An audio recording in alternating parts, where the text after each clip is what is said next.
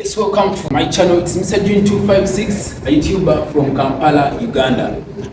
If you're new on my channel, don't forget to subscribe. If you're a returnee, thanks so much for always checking on me. Comment, share my videos. Don't forget to click on the bell button to be notified about my newly uploaded videos. And today, guess what? I'm here in Industrial, Kampala, Uganda. With me here is a gentleman. You can introduce yourself. Okay, thank you very much, everyone. My name is Spiro. I am the head of corporate sales in Spiro Electric, Uganda. So we welcome everyone to this channel. We welcome you all. Thank you for joining us and thank you for taking your time to watch this video and get to know more about the electric motorcycle. Currently, Spiro is the brand. The brand of the motorbike is called Spiro. However, the company that we work for is called AGM Solutions. Now, AGM is the largest African EV player, whereby we have the second largest EV network in the whole world, but in Africa, we have the largest EV network. And that is the reason as to why we are serving in more than 7 countries. We originated in Togo, we have Benin, Nigeria, we have Cameroon, we also have Uganda, we have Rwanda, and we also have Kenya. So basically, our network is very big, and this is only because we have tried so much to make a machine that is going to address the African problem. Now, basically, about this motorcycle that we are going to talk about today, this is the Spiro Econ motorcycle.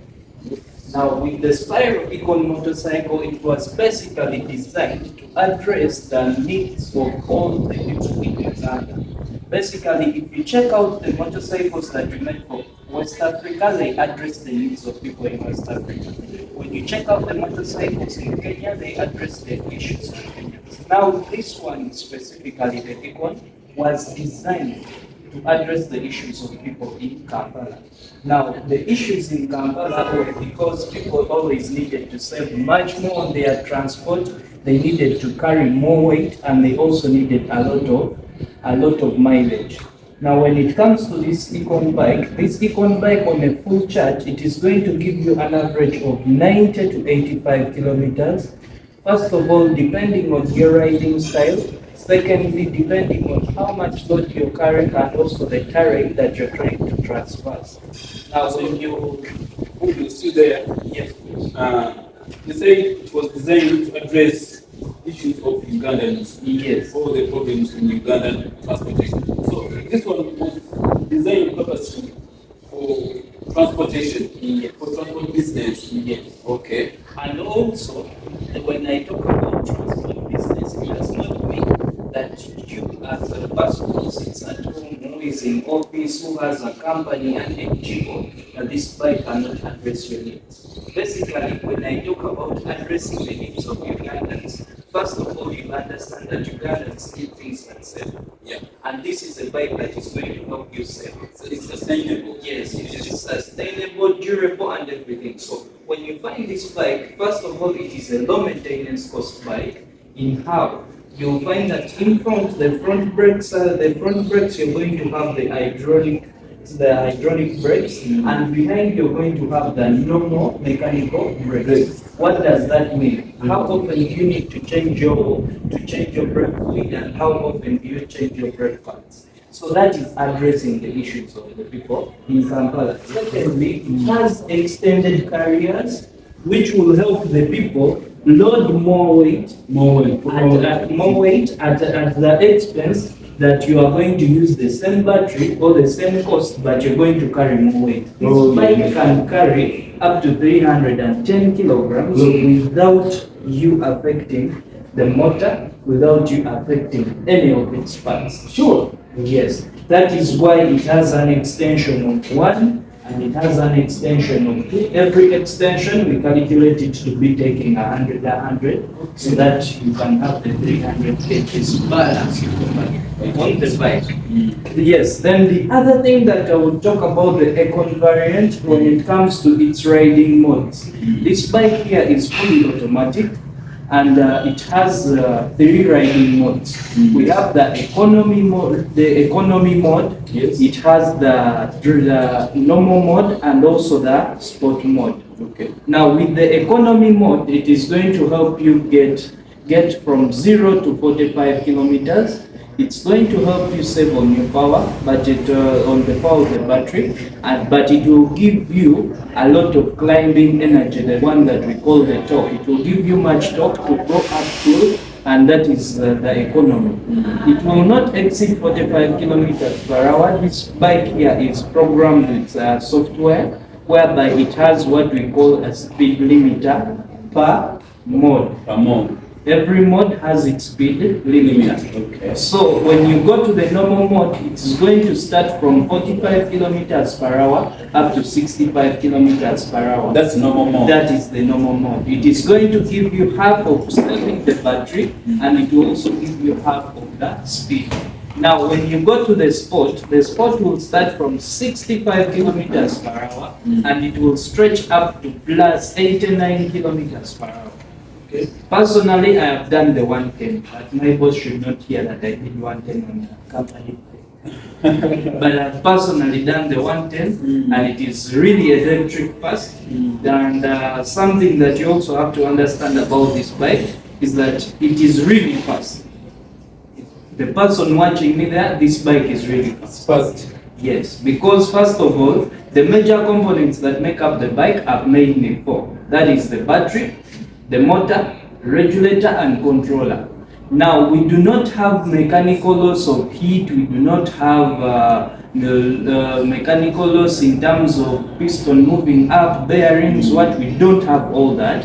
What we only have here is the motor and the battery. Now, the power comes directly from the battery to the motor, and it is regulated by how you pull here. So this information of pulling here is speaks to the what? To the accelerator. Yes, that is the accelerator. And now after that, the power is directly transmitted to the rear tire, and that is how you get to fly. Okay. So basically, it is split fast. I could show you an example.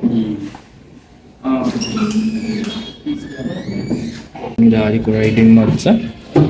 So basically, as I was saying, the different riding modes. Currently, when you look at this, it is showing you the mode, and the mode is showing you.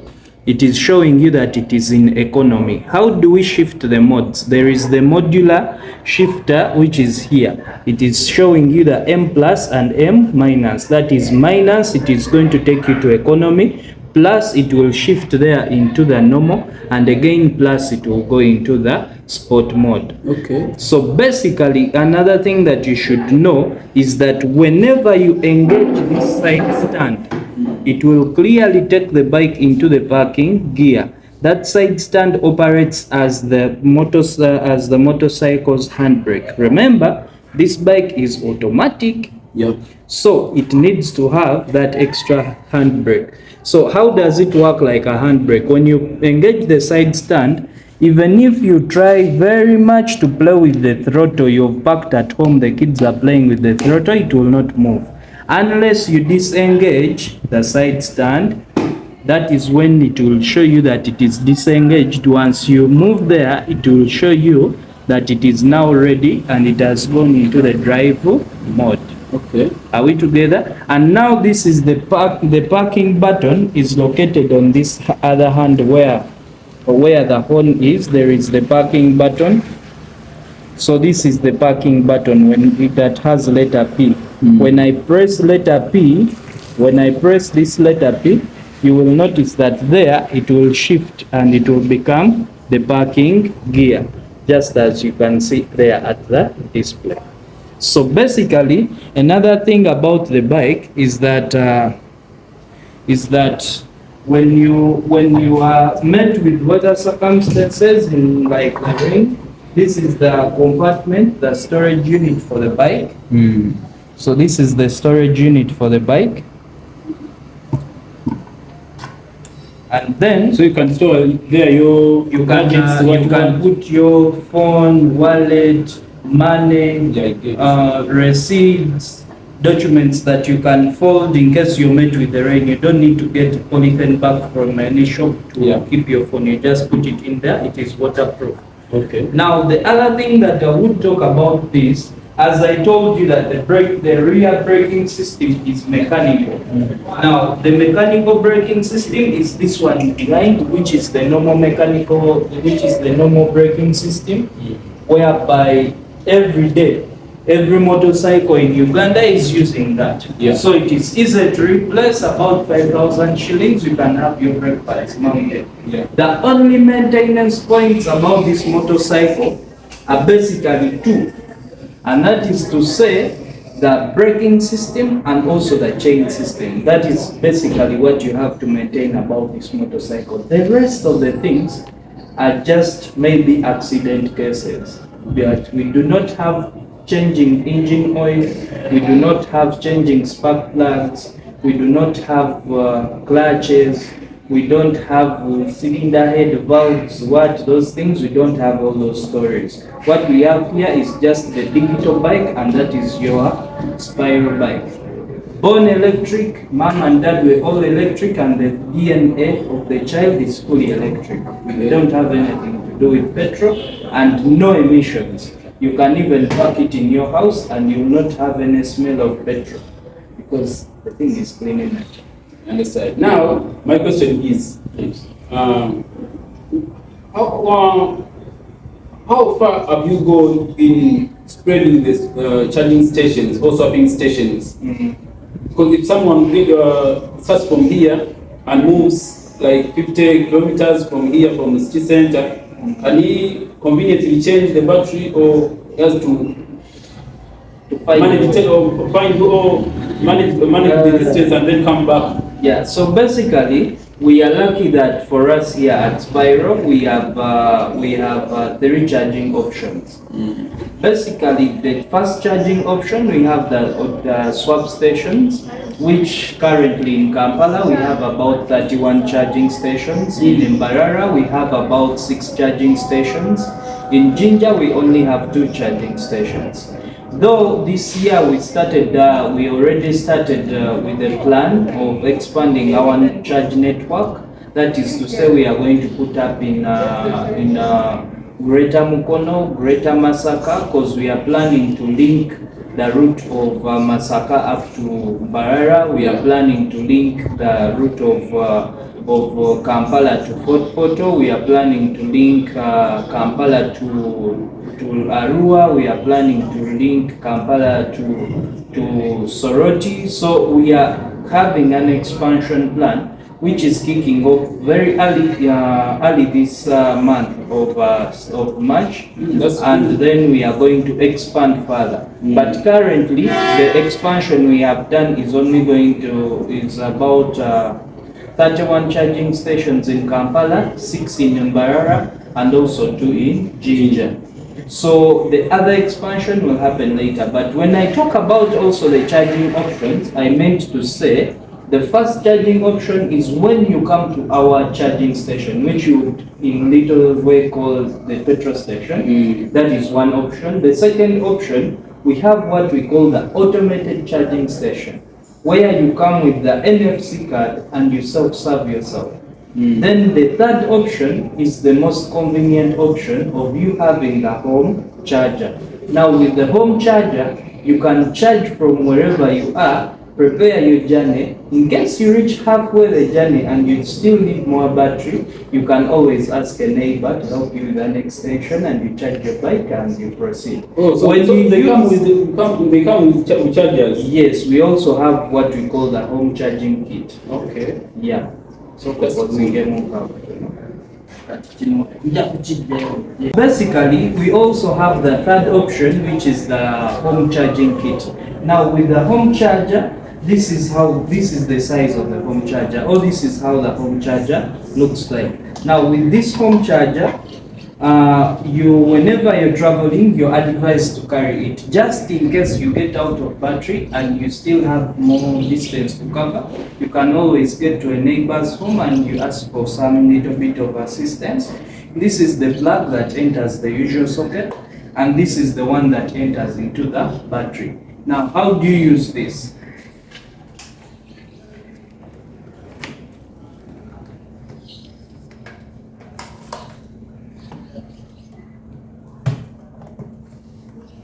So basically, whenever you want to plug in the home charger, you basically first unplug the bike like that, and then you see where this blue thing is. It is where this plug enters. So basically, after unplugging the bike, you just press this until you feel the clicking sound like that. Now you're good to go. You just connect this into the electricity and the charger is on and you're good to go. That one, in case the battery is at 0%, the home charger will take you about 4 hours to get the battery fully charged. 4 hours? Yes. Basically, it also depends on how much current you still have on your battery. Yeah. So the lesser it is, the more time you will take. The more current you still have on your battery, the shorter time you will take to complete. So it means that if you charge at your home during night, yes. Then if you had a busy day, you can only swap once. Yes. Then you wait to charge at home again. Yes, please. That is what literally it means. It means that you can sleep when you're fully charged. You have your 100%. Yeah. You'll only need the LED to do the swap. But when you're going back home. Okay. So basically, that is it about the bike. Okay. Now, another thing that surprises me, yes. We know very well that Uganda has just started exporting its oil, oil. And then I'm seeing electric vehicles are coming in.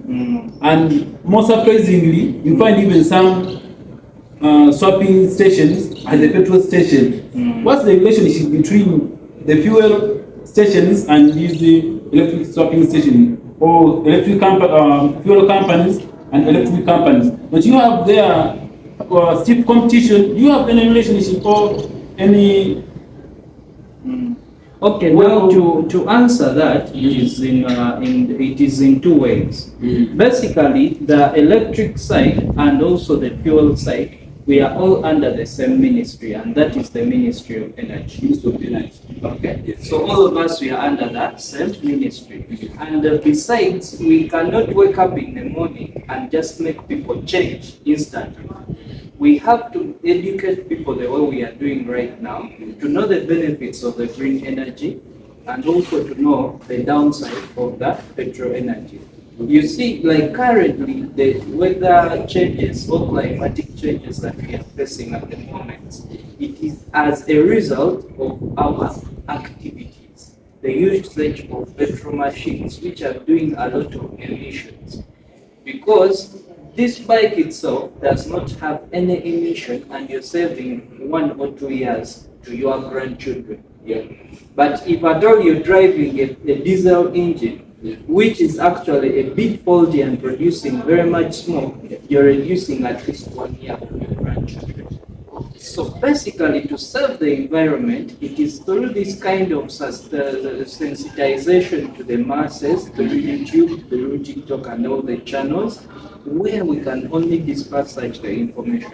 Why we put it at the petrol stations, why you find some charging stations at petrol stations, it's because we want to correlate and spread this network, or the swapping network, or the charging network, easier and quicker. Because you'll find that a petrol station is visited by very many vehicles. And it is through those vehicles that we want them to stop using the petrol and they come to the electric. And if they find a charging point there, it is easier for someone who has been going to Total. If they see there a charging station, it's easier for them to buy this, because they will not even ask, where will I find a charging station? Because they are sure at the petrol station I'll find a charging station. So that is why you see we are trying to correlate. Yes, please. Thank you so much. You're welcome. So basically, that is it from me. I am called Daniel Musinguzi. I am the head of corporate sales at Spiro. In case you're in need of this bike, on the hand of personal, you can have it as a personal means of transport.